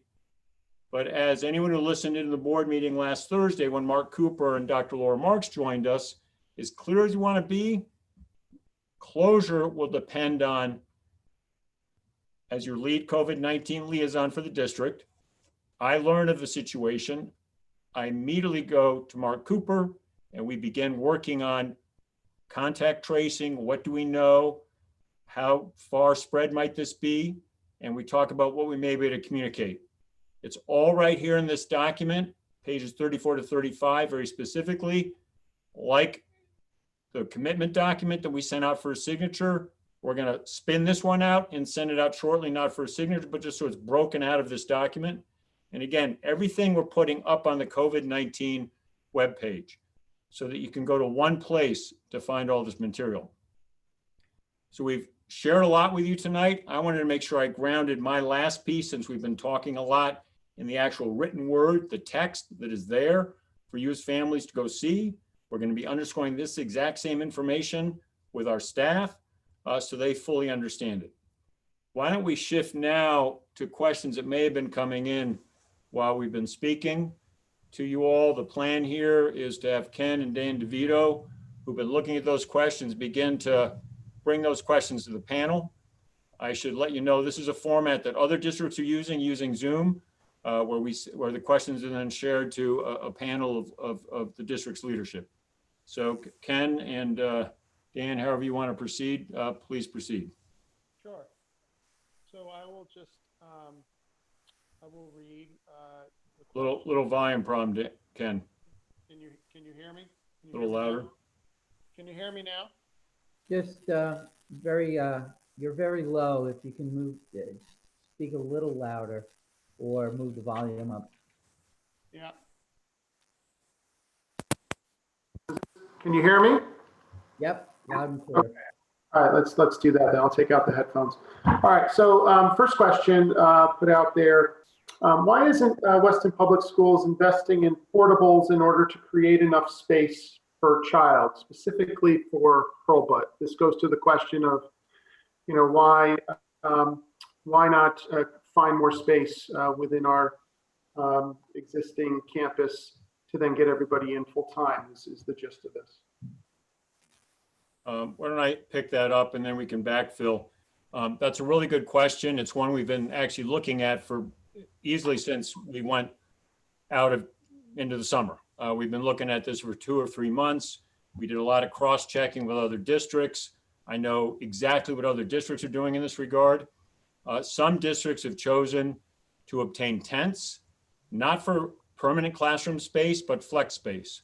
All the districts around us, other than 3, Greenwich, Norwalk, and Bridgeport, are opening up in full hybrids for largely the same reason we are: spacing concerns and easing back in. Nobody in this region is using a tent or a portable to create permanent additional classroom space. Weston is an expert at large tents and what it takes. We have done wonderful commencements under those tents. And yes, I was a superintendent who changed how we do that, but we know tents very, very well. In the districts around us, let me be clear, because I talk almost every day with fellow superintendents, those districts where they have tried to obtain tents or then they actually have had, it's had mixed success even before the students are there, because there are serious issues that the fire marshal worries about, building departments worry about. And as we saw last week, many tents will not survive serious storms or wind. And the number of days when you could actually go under a tent for any extended learning would be pretty limited fast. So families need to understand that tents, and I'll get to portables in a second, are not a viable option for us expanding and thus allowing everybody to come back in, because even the few districts that are using tents, it's not affecting their ability to go full back in.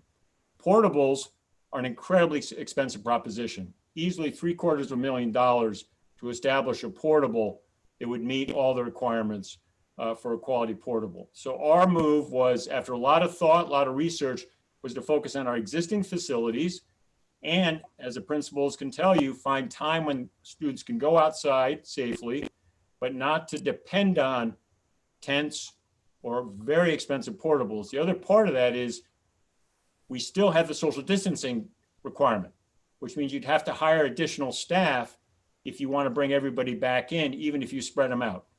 So it's an incredibly expensive approach. We thought about it, we looked at it, and it wasn't due to lack of thought that we didn't go down that path. Bill, just a second on the portables, the reason why it's expensive, maybe you can just allude to maybe talk specifically to the fact that what portables need to have in order to be proper portables for educational purposes. Right, we've had portables in Weston, they predate me.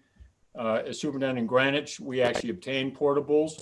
You need to have a foundation. Often just simply putting on a driveway does not qualify. It needs to be elevated, needs to have electricity, needs to have ventilation, needs to have, and with electricity, very strong, safe source.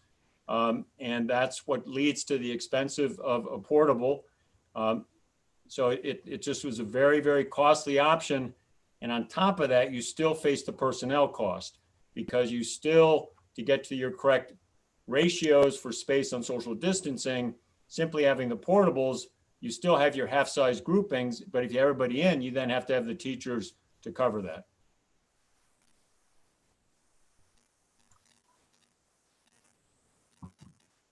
Okay, ready for the next question then? We have several questions related to whether family chooses the hybrid model, but then later on wants to switch to voluntary distance learning. Is this possible?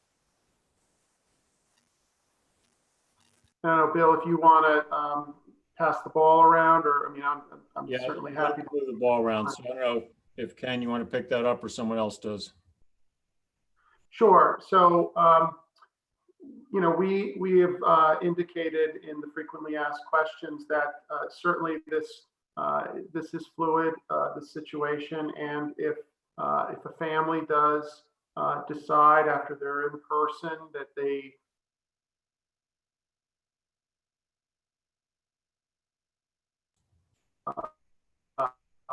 feel more comfortable going, helps us prepare for those switches. If the family feels that it's just not working for them and they would rather be using the voluntary distance learning pathway.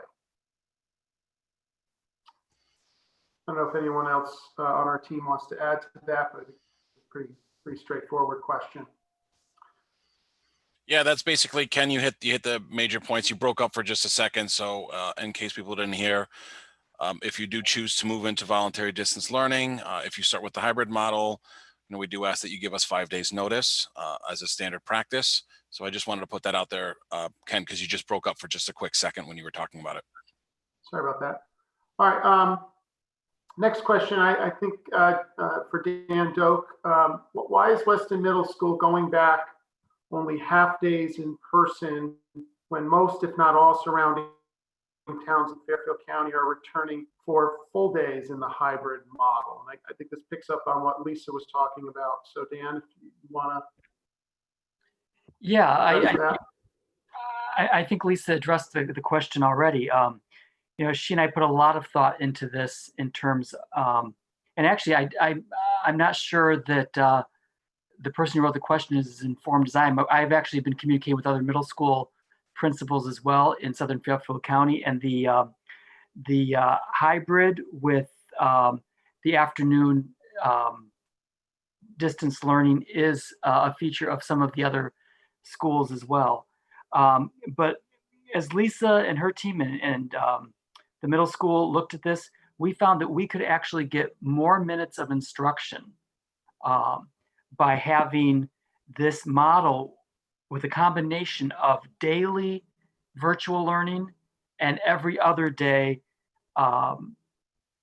in-person learning than we could if we did an every other day full day hybrid for half of the students. Lisa, you may answer this too, because it's the exact same schedule. The middle school and the high school are in sync on this for a variety of reasons. Not only do we sometimes share staff, but we also sometimes have students who take classes, who are middle school students who are taking classes at the high school. So we really thought it was important to protect some of the features that make Weston such a strong district academically, that allows us to meet the academic needs of our students, especially those who are, highly capable, to allow them to take high school courses while at the middle school. Yeah, I mean, we actually look specifically because our schedule, it's blue gold, but within our hybrid, we also at the high school have a B, C, D, and quite frankly, any high school kids or parents that are listening understand, because it has to involve labs and PE that are opposite labs, and it gets a little bit complicated. But when we look at that, if we looked at the overall 8-day rotation, which is the 4 days and then duplicated again the 4 days, we actually, the classes, each class meets 6 out of the 8 days, and it's 240 minutes total. If we did an every other day, they're really only there 4 days, and they're only meeting 160 minutes. So it sounds, it's kind of odd, but when you really sit down and look at the minutes, the other thing is if you go every other day, again, we wanted to maintain that in-person connected time, rigorous learning. If you do every other day, then that's a whole day that the other cohort doesn't have anything. So the teacher is basically doing a lesson and then repeating the lesson the next day with the other group. You will lose instructional time. You won't be able to get through the curriculum. And then people say, well, why can't they again Zoom in? Well, it sounds great, but you try to run a class, quite frankly, with 12 kids on Zoom, the other 12 in person, and then all of a sudden there's technology glitches. We can't even sometimes get through a Zoom meeting without technology glitches. Logistically, it's very, very challenging. So we honestly believe that this is the best model.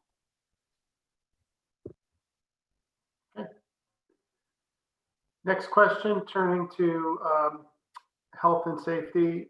Will the school be cleaned each day between cohorts? If not, when and how often will the school be cleaned? Phil, do you want to speak to that? The cleanliness? Sure.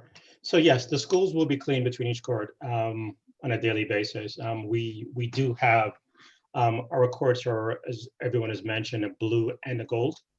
So we'll have each one per day. So yes, the buildings will be cleaned on a daily basis, as is typical with our normal process. In addition to our normal routine cleaning, we will have, as I mentioned earlier, an enhanced cleaning, which is a cleaning of high-touch surfaces.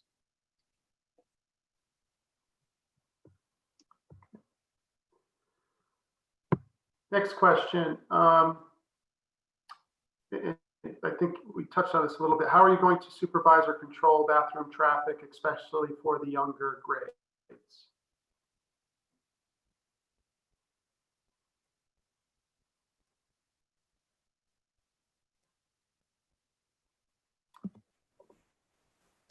I don't know if Laura, Patty, you want to pick that up if you heard the question?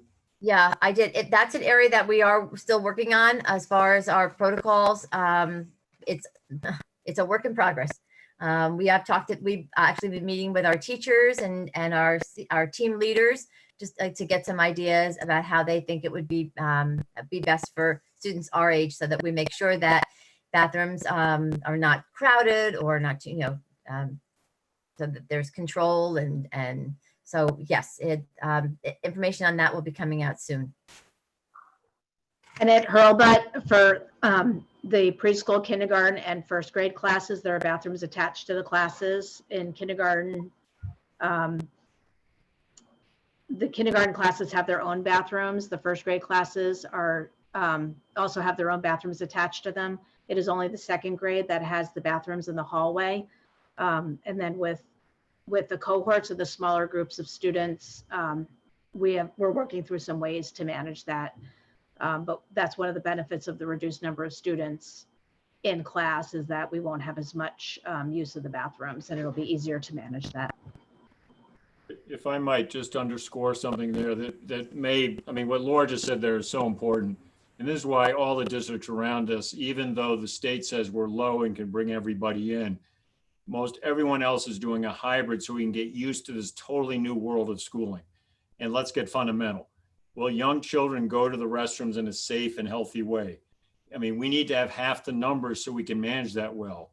Bring that all the way up to the high school. Well, high schoolers, when they're all back together, and yes, I see them, I go on my walks, I see who's close to each other all the time. But when they're in the building close together, smaller numbers will help us get them to behave in the correct way. So we cannot underscore enough why this phasing and with a hybrid is the way to go, and why nearly every district around us with the same health metrics right now from the state is taking the same phased in approach.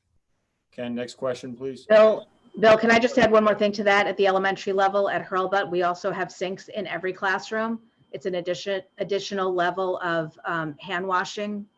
And with the hybrid model, with the reduced number of students in the classroom, the frequency of the hand washing will be greater. And I fielded that question for the middle school as well, with both families and with staff. Not only will the reduced number of students help us with the cohorts with 50% of the population, but we've also eliminated passing periods and lockers. So typically kids congregate at the middle school in bathrooms during passing period. They won't have the passing periods, and teachers will only send one of their 12 or 13 students to the bathroom at any one time. So at the high school, we do have passing time and kids will go to the bathroom. But what we are able to do is that, and teachers, if you're watching, surprise, because there's no cafeteria duty, we're going back to the old hallway duty. And we're gonna have to monitor how many go in the bathroom at a time. Okay. All right, next question relates to the start and end of the day, drop off and pick up. How's this going to work? Is there going to be a staggered schedule? So Bill, I'll start, and I can assure all the families, if I tell you people are worrying about something, that means they're thinking about it, and it means this team's working on it. So we are worried about this. Fortunately, we have a great relationship with the Weston Police Department. We have systems in place. We have a nearly fully returning facility and security crew. So they're very experienced in how traffic works or doesn't work on this campus. Once again, the hybrid is playing to our advantage. Yesterday meeting with Chief Henyon, Captain Berdacki, and all the rest. There's a basic math here that Phil Cross, who was in the meeting, reminded me of, is that on any given day to start, we're going to have half as many people coming onto campus. So even if we had 100% increase in those driving, we got a big cushion to work with. But we're not going to wait on that cushion working.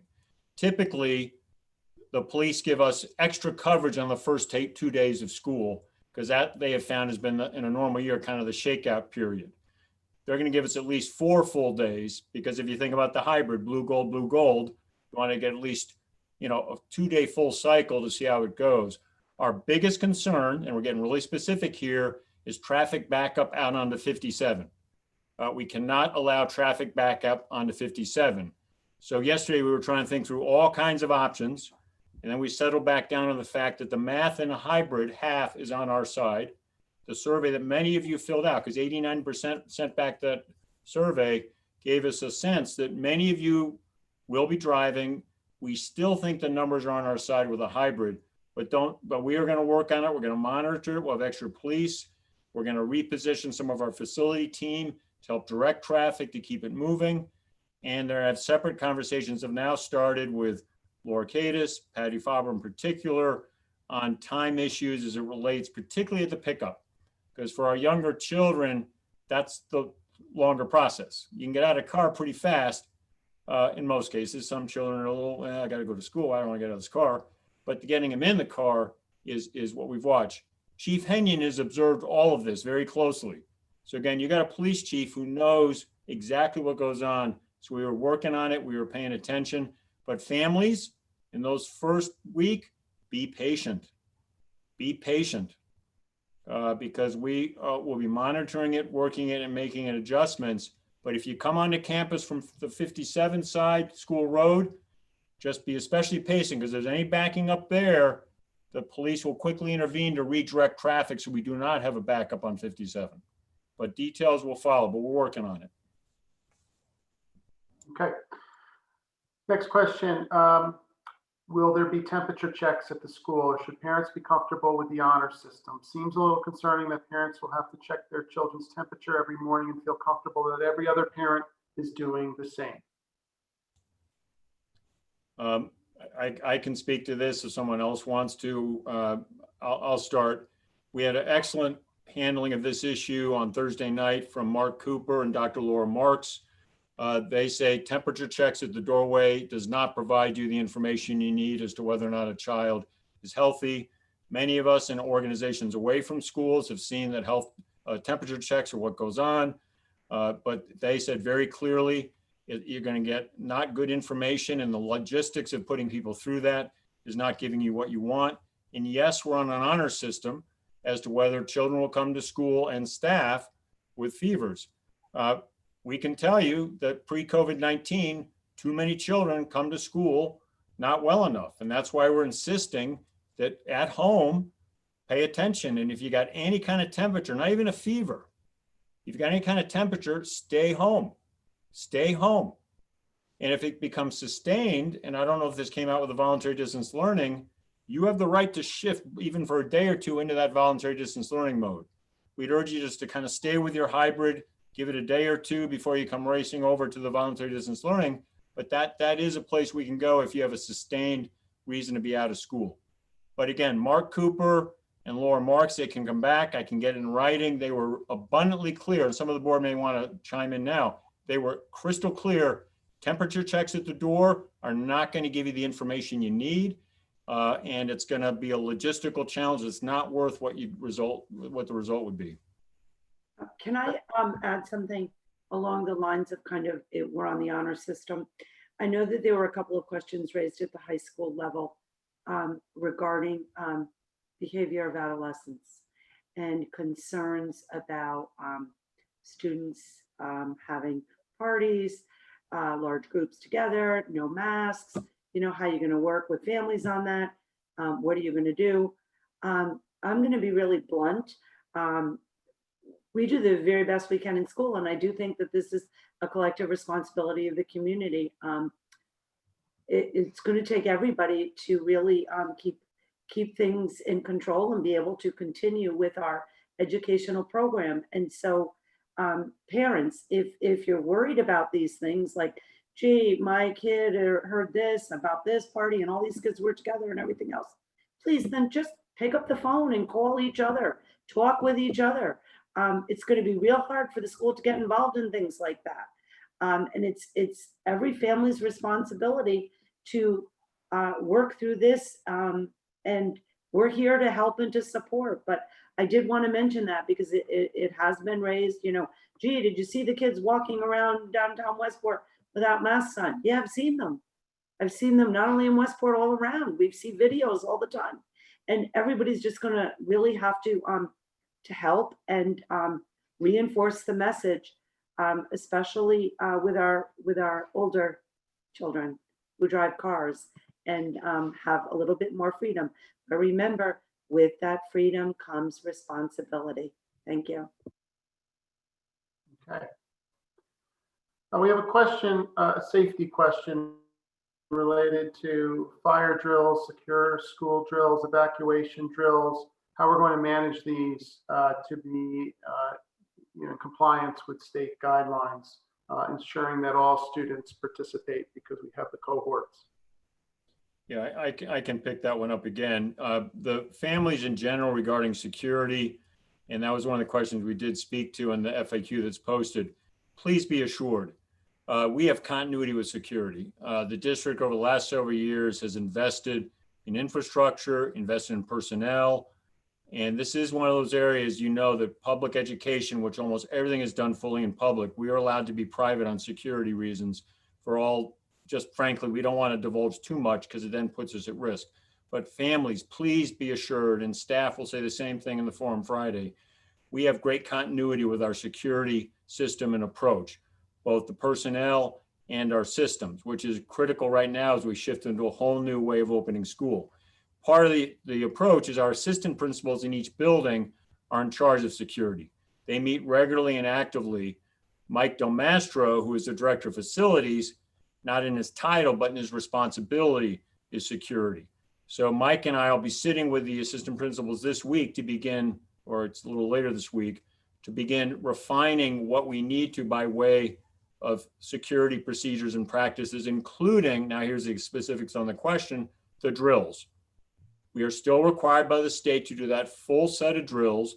We need to think carefully through, if you do a drill and you put everybody out in a hallway suddenly, have you undermined issues of social distancing? If masks by chance were off, how do you handle that? But the state is still requiring that full complement of drills. And you can be assured when school opens, we will have it organized and ready to run those safely and have the staff ready to run those safely.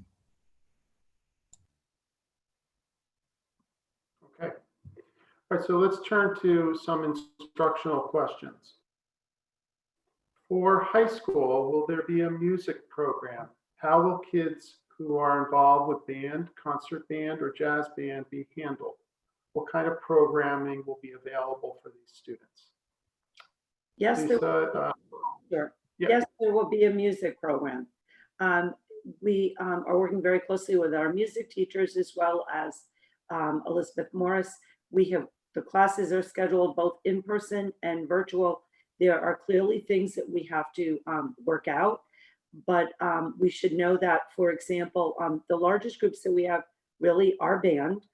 We do have very large spaces. We have a large auditorium. We also have a inner courtyard right next to the music room.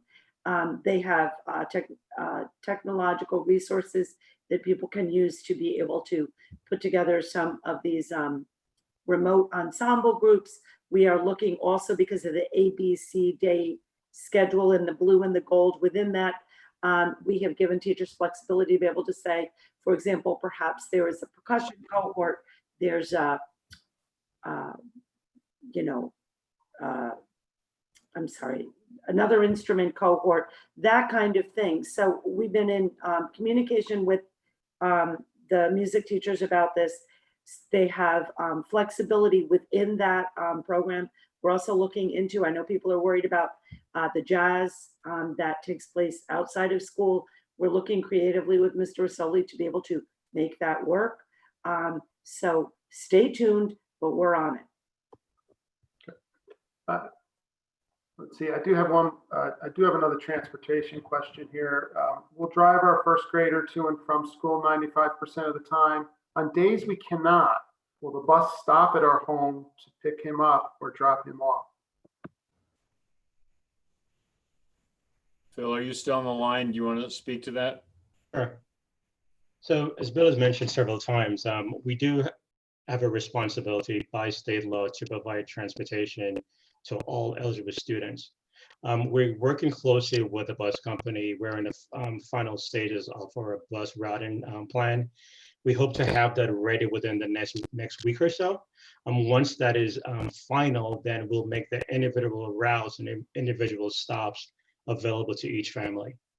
So in short, yes, your child will have a seat on the bus. I do not know the specific of that child, so I cannot speak to whether or not this stop will be at your home.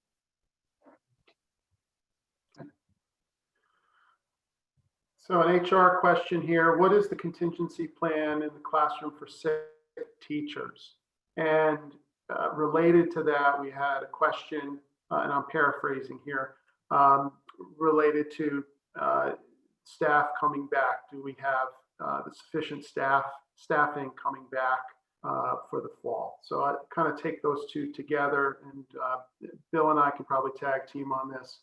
So in terms of sick teachers, we do have a bank that we put together of substitute teachers in the summertime. That bank, as you might imagine, is slightly smaller than what we've had previously.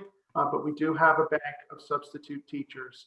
Some substitutes have decided, not to come back. In terms of our workforce, we do have the majority of our workforce at this point. I mean, I'm very confident that we're going to be able to fully staff for the start of the year. But know that that is a fluid situation. We are working with staff right now with requests for FMLA or ABA, but nothing like that initial number that was thrown out very early on from the initial survey of 135 teachers with a concern. We are now working with a much smaller group. It's something that I'm cautiously optimistic we'll be fully staffed. But we are certainly working with individual cases on that. As the board knows, we do have built into our budget building subs. We do allocate a building sub within the budget process dedicated to the schools. So we do have an individual sort of waiting in the wings as someone who is there every day to be a substitute. We've had that in place for several years. So we do have teachers we can draw on if teachers are ill. If, for example, someone does need to go on leave, we can draw from our sub, or depending on certification, obviously, we can draw from the bank of people that we have. I don't know if Bill, you want to add, otherwise I can go to. Just very quickly, it had been in the public record, not names, but through an ADA poll, we had some 134 staff, not just teachers, but staff express concerns of returning it within the COVID-19 pandemic. That was the technical language. That number is now down to less than 10. And we are working through in a private way with those individuals what is possible. So I hope you hear that difference. Let me say though, because I'm a straight shooter, all of us across the region are paying attention to, if we get illness, will we have enough subs? So we're working to make sure our sub pool is as strong as possible. The building subs have been mentioned. But if we run into issues with teachers, it's not due to lack of attention and lack of care and concern. All of us in this region are looking at that issue very closely. Will we have enough subs? That includes nurses as well. We have to think very carefully at that level, as well as our administrators. We need to have the right people in the buildings to run the building safely. Ken, this is Tony. We're at the 8 o'clock hour. I don't want to cut things short, but I just want to just regroup and understand how many questions do you think we need to go through. I just want to be cognizant of time, but I don't want to cut things short. Yeah, no, we're covering, I think, some others we've already covered in sort of the opening session where each person had spoke about their area.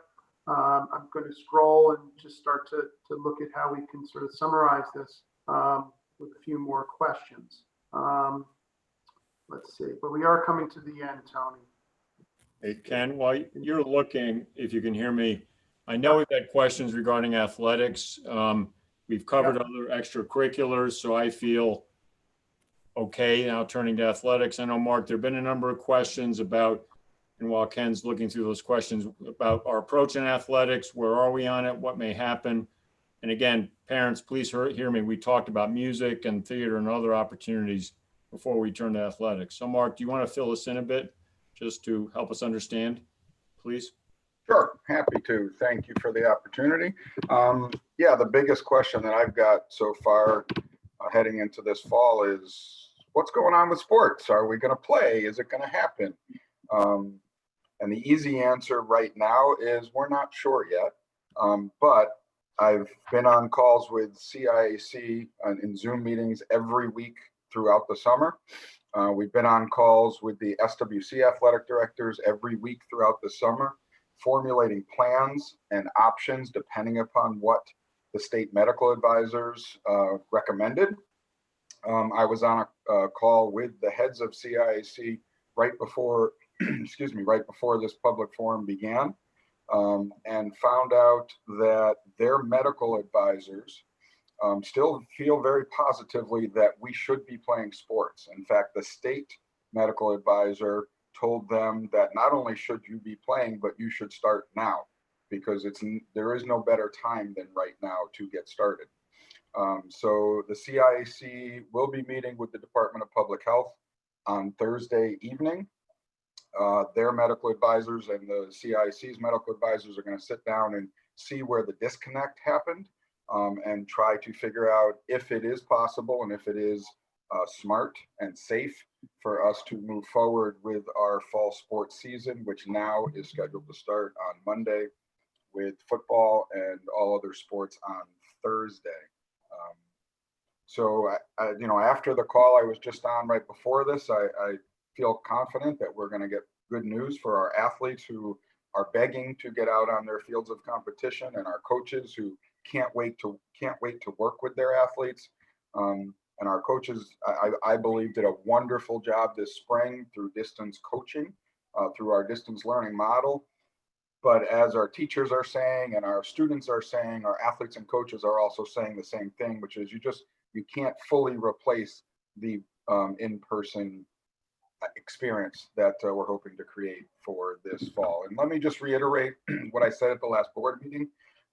Athletics is also starting in a hybrid model. We are starting slow. We are starting in cohorts. We are starting with no contact, starting with no contact even in practices, no scrimmages in practices, no full games in practices.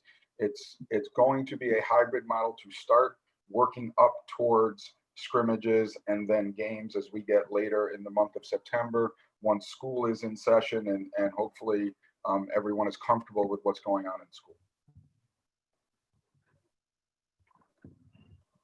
And that's really the long and short for athletics. So hopefully that covers most everything. But obviously, if there are any other questions, please don't hesitate to reach out to us in the athletic office. We are there to answer any questions you might have. Thank you, Mark. Ken, you got some more? Yes, so let me just give Mark a follow-up question here regarding athletics. I'm just going to read from the question. It's a little longer one, so just bear with me. I appreciate that it would not be practical to have separate policies for higher risk programs like football versus lower risk programs like track and field. I support your need to have a consistent approach. However, it raises a question in my mind of why allow the high risk sports in the first place? Wouldn't it be more consistent to have a single policy that only activities where social distancing is possible will be permitted, including sports, rather than carving out an exception for football or exposing the entire campus to higher risk? That question was asked in the meeting I was in before this one, as far as where are we with football now that DPH came out and recommended against it. CIAC was specifically told by their medical advisors that although it is a higher risk sport, according to all the metrics, that it is safe to play football right now. So there is no reason to keep those athletes from their experience, because it is not going to put us in any further risk from being in school, from being together in any other way. And in fact, according to the heads of CIAC, because of the oversight and the check-in policies and the cohorting that we are doing, smaller cohorting that we're doing in sports, in some ways to begin, it's actually safer. So they feel that it's not an issue at all.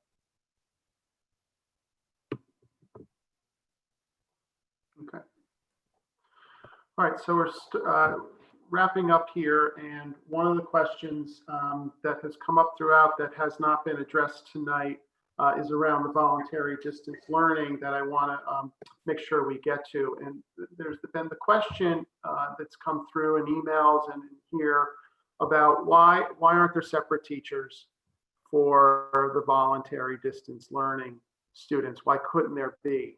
And there's really just a very direct answer on this. I mean, we've looked at this possibility, and from a staffing standpoint, it is so fluid in terms of, students that potentially will be coming in or out of voluntary distance learning from the hybrid or going into the hybrid, that it's very difficult to, with any level of,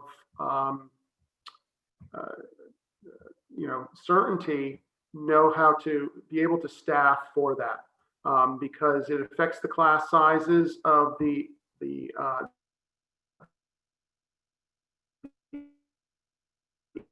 in-person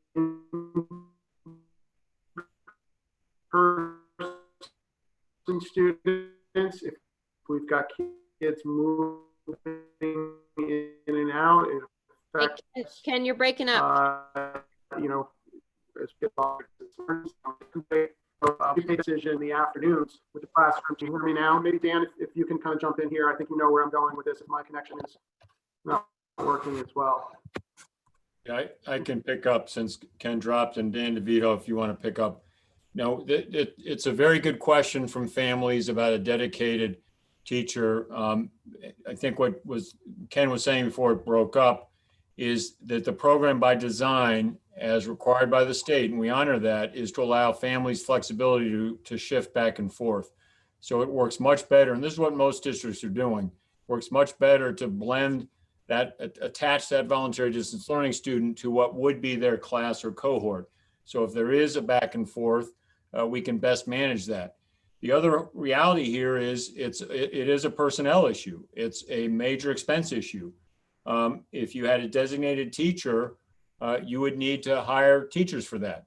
And so I can tell you in this region, there's only one district thinking of doing that, and they haven't been able to move on it. I'm not going to say which one, because all the superintendents compare notes. And many of us thought, let's get a designated teacher, but it's incredibly expensive. Incredibly expensive. We typically budget about $100,000 per teacher, and that's conservative. So the fundamental and most important issue ahead of the dollars is we are best able to deliver and support if we have tied the voluntary distance learning program into the hybrid. The other thing going on here is, per the state, this is a temporary program. The state says in their guideline documents that they could decide to stop this temporary opportunity. So if we have to, per the state, go into distance learning, the voluntary distance learning program goes away. Again, we can post the requirements from the state, but it's called, we didn't call it this, but it's called temporary remote learning, and says, and a lot of districts have made this very clear to families, this program could be ended if we shifted into a different mode of our opening. So that's where we're saying it's safest and best to tie it into an existing class. And then we know we've got to work really hard here to make it real and high quality for those families choosing voluntary distance learning. We are committed to making this one really work. And I would say this is one of our biggest challenges, but we're taking it really seriously. So Tony, we've run the gamut of types of questions. There's some maybe more personal that may be better directed to the building principal by the person asking, but we will also go through these additional questions and add them to our FAQ. Okay, thank you. Before we actually move to adjourn, maybe I can just, if any of the board members have any questions or comments, again, we had our time last week, but if there's any final questions or comments, this would be a good time. Yeah, thanks, Tony. I have two comments. Laura, I'm glad you touched on the emotional component of just kind of what parents can expect. I know it did not answer or it probably didn't get back to where we used to be, but we know that the child and teacher dependency is high in our lower schools. And I think parents need to hear how we're going to just how we're going to take care of that, right? That emotional component, because I will be honest, I think it was a very hard pill to swallow last week, and it still is, that this district will condone and allow kids to tackle each other, but will not support the traditional comforting when a child is distraught. You know what I mean? In the lower schools, you know where I'm going with this. Optically, it just doesn't look well or sit well. So that's my first comment. The second comment is with regards to lower schools. Again, I know Lisa and Dan, you touched on kind of the strategy for off days. I think there's still a lot of questions out there on what is the strategy for off days in the lower schools. If it's just that students will have worksheets and homework to complete on those days, I think that's worrying a lot of parents. Kind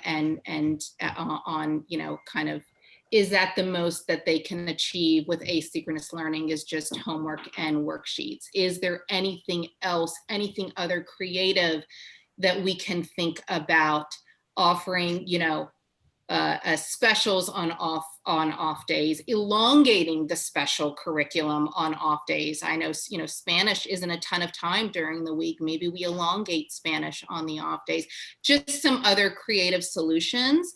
And I think just a firm strategy. Where is the curriculum for asynchronous learning coming from on off days? Is it coming from your grade chairs? Is it coming from individual teachers? You don't have to answer that right now, because I know we're going to have some separate meetings next week to, for school specific, but just, I think parents need to just get a lot more color on what their child is going to be doing on the off days. That's it for me. Tony, if I may. Sure.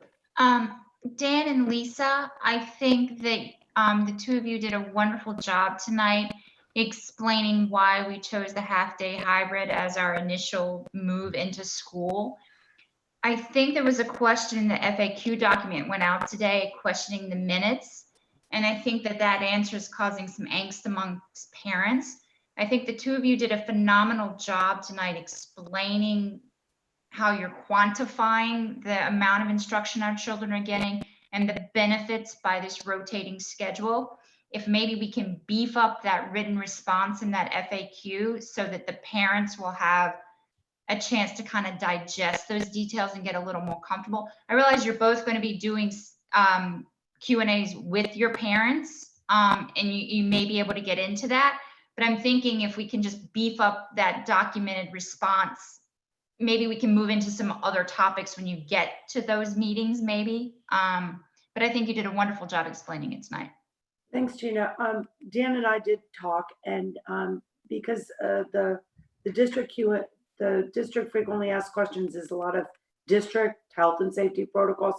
We do have some written responses to those questions that we intend to put out for the middle school and high school on our particular websites so parents can access them, because it is important, and especially if people are emailing us, we're writing answers, then we can make those answers a little bit more public. So it takes time to kind of, look through and be able to figure it out and everything else. So we'll take care of that. Thank you.